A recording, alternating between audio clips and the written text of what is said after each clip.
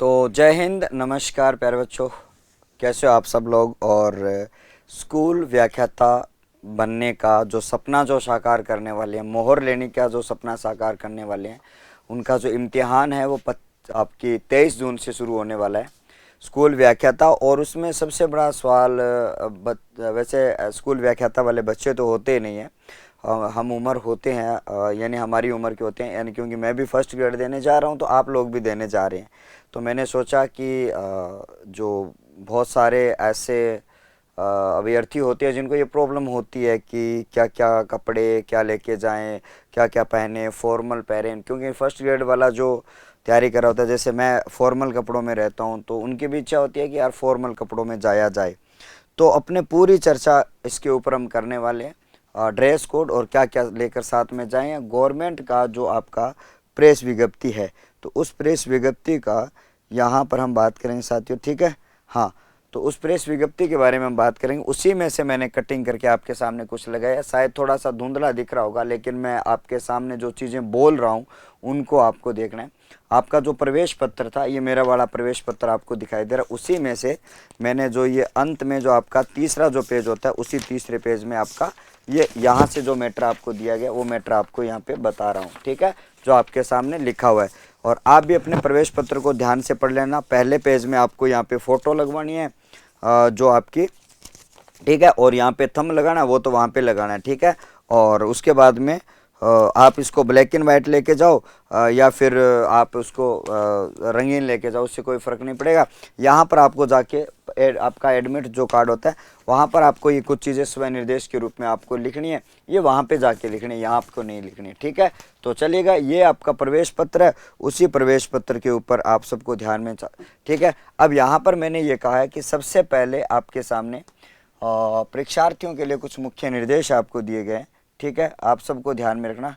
और यहाँ पर कह रहा है साथियों, ई प्रवेश पत्र, भाई छोटा करना है, मुझे बड़ा नहीं करना है, ठीक है। ये कह रहा है साथियों आपके सामने, ई प्रवेश पत्र प्रोविजनल परीक्षार्थी की परीक्षा में बैठने से पूर्व अपनी पात्रता संबंध में संतुष्ट हो जाना चाहिए। यानी कि आप जो ई प्रवेश पत्र आपने निकाला, उसमें पात्रता वगैरह जो भी आपने फॉर्म भरा है, जिस सब्जेक्ट के लिए भरा है, उसमें आपको सेटिस्फैक्शन आपको पहुँच जानी चाहिए, ठीक है। परीक्षार्थी परीक्षा केंद्र पर केवल निम्नलिखित सामग्री उपस्थित लेके आए। 4 चीज़ें आपको लेके आनी है। पहले आपका एडमिट कार्ड, जो आपको मैंने अभी दिखाया, फोटो कॉपी लेके कोई ले जाने की जरूरत नहीं है, निर्देश वाला भी लेके जाने की जरूरत नहीं है, आप एक एडमिट कार्ड लेके जाएं। उसके बाद में आपका 3x5 4/5 सेमी की आपको एक पासपोर्ट साइज की नवीनतम रंगीन फोटो आपको एक लेके जानी है। अब उसके साथ में 2-3 लेके जा सकते हो, ठीक है। एक चिपक जाए, बाई चांस गिर जाए और हो जाए तो वो आपकी अलग बात है। उसके बाद में नीली स्याही का पेन, स्पष्ट लिखा हुआ है नीली स्याही का पेन, यानी कि आपको ब्लू पेन ही लेके जाना है। क्या लेके जाना है साथियों? ब्लू पेन ही आपको लेके जाना है, आपको याद रखना। उसके बाद में आपका स्पष्ट फोटो युक्त मूल पहचान पत्र, जिसमें आपकी फोटो, चाहे वो आपका आधार है, चाहे आपका वोटर कार्ड है, चाहे लाइसेंस है, चाहे आपका पैन कार्ड है, जिसमें आपकी आईडी स्पष्ट होनी चाहिए। उसके बाद में आपका दिव्यांगता प्रमाण पत्र या वचन, यानी जो दिव्यांग बच्चे जो हैं, दिव्यांग अभ्यर्थी जो है अगर हैं, तो उसके लिए भैया जो प्रमाण पत्र वगैरह वचन पत्र है, उसकी योग्यता लागू हो तो वो लेके जानी है। उक्त सामग्री के अतिरिक्त अन्य किसी भी सामग्री को परीक्षा के अंदर भीतर ले जाने की अनुमति नहीं होगी। समझ में आ गई बात। अब उसके बाद में आपको ये कहा गया कि परीक्षा के अंदर में किसी भी परीक्षार्थी को प्रत्येक प्रश्न पत्र की परीक्षा प्रारंभ होने के 60 मिनट पूर्व तक ही प्रवेश दिया जाएगा। अब मान लो पहली शिफ्ट का जो पेपर है वो कब है, तो मैं आपको स्पष्ट इसमें बता देता हूँ। पहली शिफ्ट का जो पेपर है उसकी टाइमिंग आपकी 10 बजे। 10 बजे आपकी 10 बजे तो आपका क्या हो जाएगा, पेपर शुरू होगा। तो इसकी एंट्री 60 मिनट पूर्व, यानी कि 9 बजे तक आपकी क्या होगी, एंट्री होगी। 9 बजे आपकी एंट्री होगी, 9 बजे के बाद में आपकी कोई एंट्री नहीं होगी। पहले भैया बोर्ड ने बता रखा है आपको टाइम, तो प्लीज़ देरी ना करें। बहुत सारे अभ्यर्थी जो है वो आपकी देरी के कारण रह जाते हैं, तो ये देरी आपको नहीं करनी है, ठीक है। उसके बाद में अभ्यर्थी जो प्रत्येक प्रश्न पत्र की परीक्षा है तो पृथक पृथक प्रवेश पत्र लेकर परीक्षा के अंदर में उपस्थित हुए। यानी अगर आपके 2 आपके पेपर है, जैसे मेरा फर्स्ट पारी में और सेकंड पारी में 2 पेपर है, तो मुझे 2 एडमिट कार्ड आपको लेके जाने होंगे। क्या लेके जाने होंगे? 2 एडमिट कार्ड। क्यों लेके जाने होंगे? क्योंकि गुरुजी पहले वाला तो पहले रख लेंगे, दूसरे वाला दूसरे रख लेंगे। परीक्षार्थी का परीक्षा के अंदर पर करेक्शन पेन, स्पेदा वगैरह ये ले जाने का बिल्कुल भी आपको यहाँ पे है, ठीक है, उपयोग निषिद्ध है, आपको नहीं करना है। अभ्यर्थी प्रवेश पत्र पर थंब इम्प्रेशन हेतु निर्धारित स्थान पर परीक्षा के समक्ष आपको अंगूठा जो है यहाँ पर देखो आपका अंगूठा लगाना है, ये वाला थंब इम्प्रेशन यहाँ पे आपको दिखाई दे रहा है, दिख रहा होगा स्पष्ट आपको। इस थंब इम्प्रेशन के बारे में अगर बात करी जाए तो ये आपको परीक्षा हॉल में जाके लगाना है, ठीक है। उसके बाद में आपके लिए अगला कह रहा है साथियों, थंब की बात बता दी, अभ्यर्थी द्वारा परीक्षा के अंदर पहचान हेतु अद्यतन मूल आधार कार्ड रंगीन प्रिंट लेकर उपस्थित हो, ब्लैक एंड व्हाइट नहीं लेके जाना है, आधार कार्ड आपको रंगीन लेके जाना है। मूल आधार कार्ड फोटो पुरानी अथवा आपकी अलग से है तो आपका ड्राइविंग लाइसेंस, पासपोर्ट, मतदाता पहचान पत्र और नवीनतम फोटो को लेकर आप परीक्षा केंद्र में उपस्थित हुए। सब में फोटो नहीं होनी चाहिए, पुरानी या मतलब ऐसी फोटो जो समझ में ना आए वो आपकी नहीं होनी चाहिए, ठीक है। उसके बाद में अभ्यर्थी परीक्षा के दिन किसी प्रकार का प्रवेश के लिए आपका नियत समय से प्राप्त समय पूर्व परीक्षा केंद्र पर आवश्यक रूप उपस्थित हो जाएं ताकि सुरक्षा जांच पहचान कार्य समग्र रूप से हो सके। देरी से आने वाले अभ्यर्थी को क्या किया जाएगा, समय लगने पर आपका शामिल होने से वंचित हो सकते हैं, अतः समय उपस्थित होना सुनिश्चित करें। तो टाइम का सबसे अच्छा ध्यान रखा जाए। अगर आप टाइम पर नहीं पहुंच पाते हो तो ये आपकी समस्या, व्यक्तिगत समस्या, सेंटर की समस्या आपकी नहीं रहने वाली है। तो आप सबसे पहले टाइम पर जाए, फॉलो करें नियमों को। चलिए, परीक्षा केंद्रों पर अभ्यर्थियों को गहन सुरक्षा जांच आपका जो है की जाएगी और अतः परीक्षार्थी जो आपके लिए है क्या क्या लाख, यानी जो महिला अभ्यर्थी हैं उनके लिए आपको कहा गया कि लाख की पतली जो चूड़ियां होती है, जो महिलाएं जो है वो लाख की पतली चूड़ियां पहन के जा सकती है, चूड़ा कड़ा वगैरह, मतलब बड़ी चूड़ियां आपको नहीं, पतली जो चूड़ियां आती है ना, जिसको सीप की मतलब वो चूड़ियां होती है जो आप पहले रेगुलर घरों में पहनी जाती है, वो चूड़ियां पहन के जाने। उसके अलावा कोई भी जेवरात आभूषण कहीं भी पहना हुआ शरीर पर नहीं चलेगा, शरीर पर कोई भी आभूषण आपका नहीं चलने वाला है, ये भी आपको याद रखना है। उसके बाद में आपका परीक्षार्थी को केंद्र पर किसी प्रकार का यहाँ पे घड़ी है, धूप का चश्मा है, बेल्ट, हैंडबैग, हेयर पिन और ये सारी ताबीज़ वगैरह, कैप, हेड, ये स्कार्फ वगैरह कुछ भी नहीं चलने वाला है। स्टोल, शॉल, मफलर पहनकर अनुमति नहीं होगी। तो भाई साहब आपकी चुन्नी भी अलाउ नहीं होगी, ठीक है। सूट पहना वो भी आधी आस्तीन का पहनना, पूरी बाजू का वो भी नहीं होना चाहिए। उसके साथ में आपको लिखा हुआ है ना, पुरुष अभ्यर्थी आधी आस्तीन की टी शर्ट और कुर्ता, पैंट, पजामा व हल्के हवाई स्लीपर आप पहन कर आ सकते हैं। मतलब जूता नहीं पहनना है, स्लीपर पहनना है, वो भी हवाई चप्पल।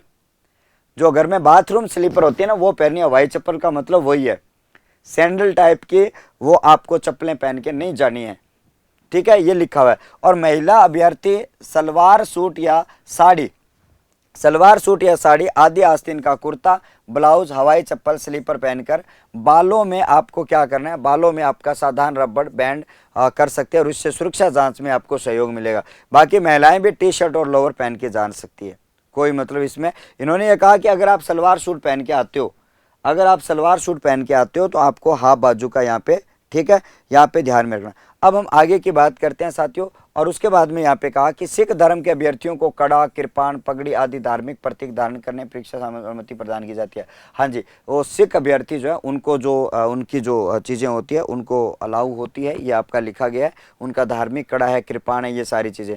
और उसके अतिरिक्त कोई भी संदेहास्पद उपकरण या वस्तु पाया जाता है तो परीक्षा केंद्र पर आपको अनुमति नहीं दी जाएगी। और परीक्षार्थी जिनका केंद्र उसी जहाँ पर कार्य रहता है उनके संबंध में परीक्षा के दिनांक 2 दिन पूर्व करे, ठीक है। हाँ जी, हाँ। अब यहाँ पर ये कह रहा है सर, ऐसे परीक्षार्थी जिनका परीक्षा के अंदर उसी संस्था में है जहाँ कार्यरत है तो उन्हें इस संस्था में दिनांक से कम 2 दिन पूर्व केंद्र अधीक्षक को आवश्यक रूप से लिखित रूप सूचना देने की, अभ्यर्थी द्वारा ऐसी नहीं करने पर परीक्षा दिवस सूचना पाने पर हटा दिया जा सकता है, ठीक है।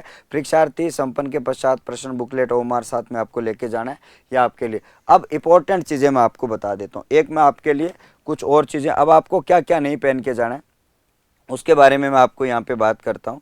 तो आप सब लोगों के लिए यहाँ पर जो आपका मैं आपको एक चीज़ बताने जा रहा हूँ, 2 मिनट का आपका समय लूँगा। मैं आपके लिए कुछ ड्रेस कोड के मैंने यहाँ पे बना रखे हैं और उसमें आपको कौन कौन सी चीज़ें आपको पहन के जानी है, कौन कौन सी चीज़ें आपको पहन के नहीं जानी है, ठीक है, उसके बारे में हम बात करने वाले हैं।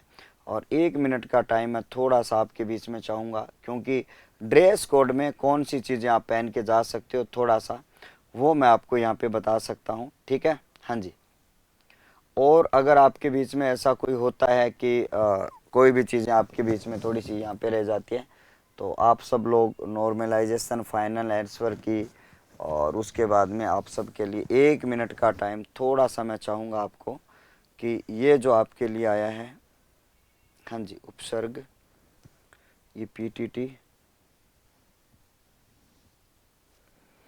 1 मिनट सारे साथी बने रहेंगे। और इसमें शायद मिला है ही नहीं वो।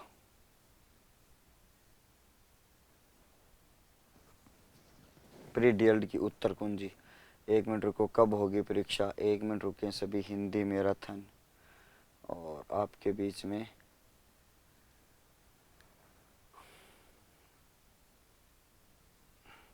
अभी आएगा शायद। प्रेजेंटेशन 30 पेज, हिंदी शुद्धिकरण।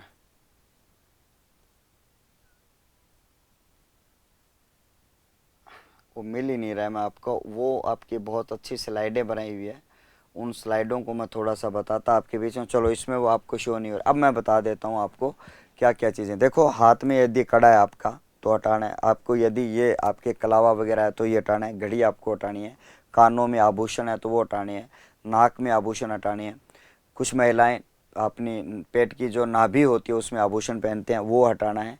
ठीक है, ऐसी स्थिति आपकी नहीं हो। ठीक है, आधी बाजू का मतलब सूट पहन के जाना है, साड़ी पहन के जानी है। बाकी टी शर्ट और लोअर भी आप पहन के जा सकते हो, वो आपके हा बाजू के होते हैं। और चप्पल पहन के जानी है स्पेशल तौर पर, आपको स्पेशल पहले से निर्देशित किया गया। चश्मे, काले चश्मे आपको नहीं पहन के जाने हैं। बैलेट आपके पास नहीं होना चाहिए, आपका बटुआ आपके पास में नहीं होना चाहिए, पैसे आपके पास अगर नगद है वो आपके पास होने चाहिए, और आपको टिकट भी आपके पास में नहीं होनी चाहिए। यानी कहने का मतलब उनके अलावा कुछ भी चीज़ें आपके पास में नहीं होनी चाहिए ताकि वो संशय के घेरे। बाकी आप सब लोग वेल ग्रेजुएट हो, सब अच्छी तरीके से समझते हो और आपने प्रवेश पत्र को भी अच्छे पढ़ लिया होगा। तो ये कुछ इन्फॉर्मेशन थी जो मैंने आपको ये सोचा कि आपके बीच में साझा कर दूं, तो मैंने इसलिए वीडियो बनाया। आशा और उम्मीद करता हूं कि आप सब लोग ने अच्छी तरीके से इसको देख लिया होगा, समझ लिया होगा। और सभी को best luck, best of luck, best wishes.